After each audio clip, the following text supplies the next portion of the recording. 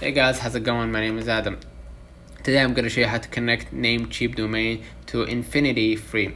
So what you need to do, you need to go ahead and connect your login to the Namecheap first, navigate to the domain list section, and then find the domain that you want to connect. Click manage next to your domain, and then go to the name servers section, and then select the custom DNS and enter the infinityfree name server, usually ns1.epz or epizzy.com, and basically click save to apply the new server, all right, to the new name servers.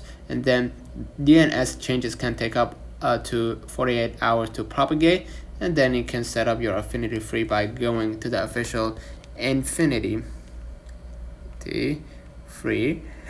website, and then basically add your domain to infinityfree by following the instructions in the add-in domains or subdomains section of the control panel. And once the domain is added, upload your website files or set up your website on infinityfree.